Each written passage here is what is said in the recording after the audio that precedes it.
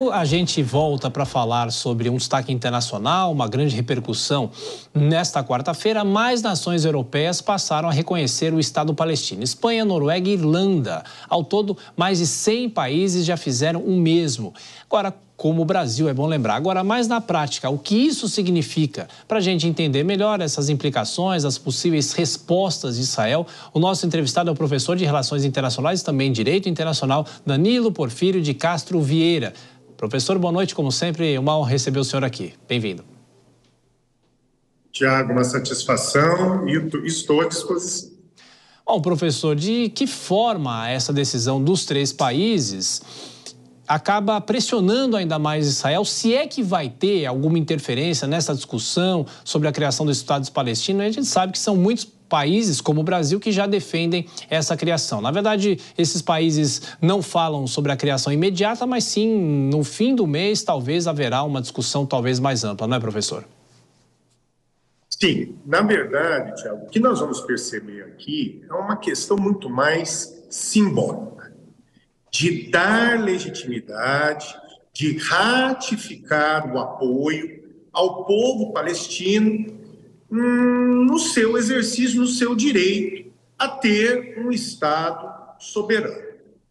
Isso não é algo recente, isso já perpassa ao longo das décadas de 90 e ao longo dos anos 2000, mas o que eu acho interessante hoje, neste apoio, é que dois países que diplomaticamente foram imprescindíveis na composição de mediações dentro do Oriente Médio, especificamente entre Israel e lideranças palestinas, que é a Noruega e a Espanha, se manifestaram. Nós devemos lembrar que a Noruega teve um papel decisivo, importantíssimo, na década de 90, na composição do Acordo de Oslo, que cria a autonomia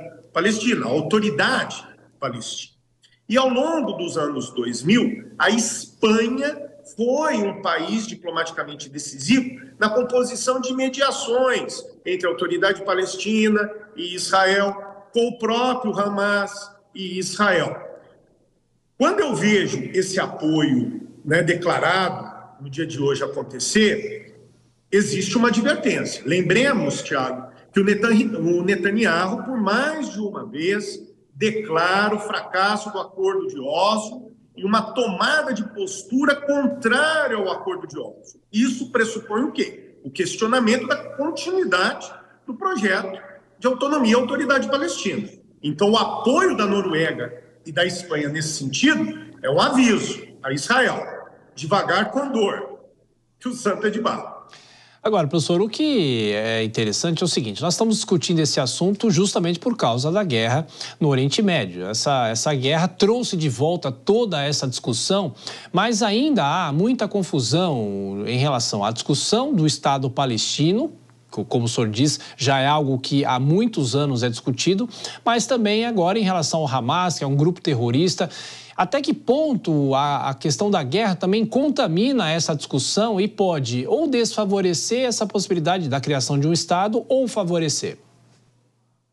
Então, temos que deixar muito claro, que esses últimos apoios, e especificamente os apoios europeus, não podem ser considerados propriamente como uma vitória do Hamas. Nós sabemos que, historicamente, países vinculados à União Europeia, tirando aqui Noruega, eu estou falando de Irlanda, estou falando de Espanha, a União Europeia condenou a ação do Hamas. O que nos parece aqui é que a Europa externa uma opinião e um apoio de se criar um Estado palestino, mas não sob controle do Hamas. E eu vou fazer até uma conexão.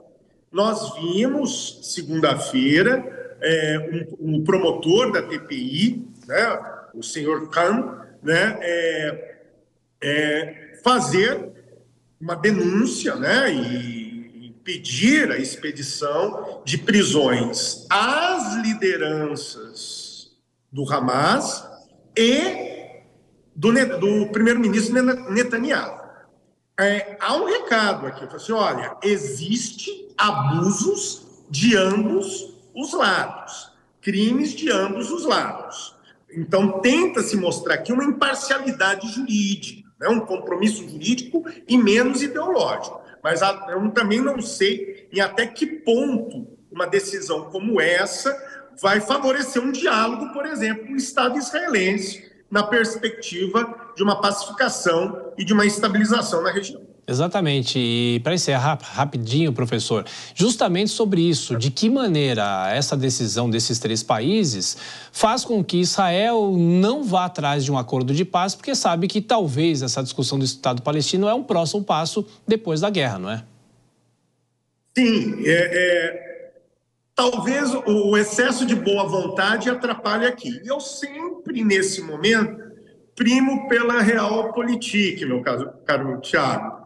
Esse tipo de postura, insisto, é simbólica. Depende da soberania de Israel, né, da vontade do governo israelense, numa situação favorável ao Estado israelense, em o que? Compor um processo de estabilização e convivência soberana, e também necessitamos de apoio dos países de peso dentro do palco internacional. Países como Rússia, como China, como Alemanha e França, Reino Unido e, por final, e o mais importante, o grande aliado, os Estados Unidos. Professor Danilo Porfírio de Castro Vieira, mais uma vez, muito obrigado pela gentileza, bom descanso, até a próxima, professor. Abraço. Próxima, Thiago, um abraço.